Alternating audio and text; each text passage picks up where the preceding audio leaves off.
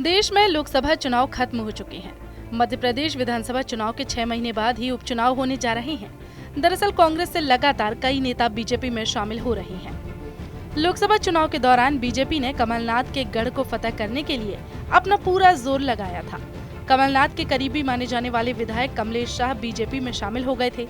कमलेश छिंदवाड़ा जिले की अमरवाड़ा सीट से विधायक थे। ये कमलनाथ के लिए बड़ा झटका था। अब 10 जुलाई को इस सीट पर चुनाव होना है। कांग्रेस ने भी इस सीट पर अपने उम्मीदवार का ऐलान कर दिया है। धीरन शाह इनवाती कांग्रेस के उम्मीदवार हैं।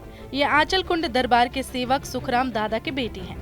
कमलेश शाह एक आदिवासी नेता हैं। वो लगातार 3 बार कांग्रेस से विधायक रहे हैं। 2023 का ही विधानसभा चुनाव उन्होंने 25,000 वोटों से जीता था। कमलनाथ के बाद छिंदवाड़ा जिले से सबसे बड़ी जीत उन्हीं की थी। छिंदवाड़ा के राजनीतिक जानकारों के अनुसार कमलेश शाह की जीत में कमलनाथ का बहुत बड़ा रोल नहीं था। कमलेश शाह खुद अपने दम पर चुनाव जीतते आए हैं। इस सीट पर कांग्रेस ने भी बड़ा दांव खेला है। चूंकि बीजेपी प्रत्याशी कमलेश शाह का आदिवासियों में दबदबा है, लिहाजा एक ऐसे आदिवासी को कांग्रेस ने टिकट दिया है जिसके परिवार से आदिवासियों की आस्था जुड़ी है। इस इलाके में आंचल कुंड धाम से आदिवासी लोगों की बहुत आस्था है। सुखराम दादा जो कि इस धाम के महंत हैं, कांग्रेस ने उन्हीं के बेटे को टिकट दिया है। धीरन शाह इनवाती आदिम जाति सेवा सहकारी समिति में कर्मचारी के तौर पर कार्यरत थे और वे अपना इस्तीफा देकर कांग्रेस की ओर से चुनाव में उतरे हैं। अमरवाड़ा सीट पर 70% मतदाता आदिवासी हैं। बीजेपी ने सीट पर अपनी पूरी ताकत झोंक दी है।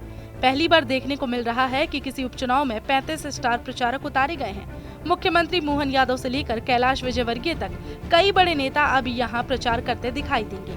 बीजेपी हाल ही में लोकसभा चुनाव में 40 सालों के बाद छिंदवाड़ा सीट जीती है, लिहाजा इसको भी वो जीतना चाहेगी।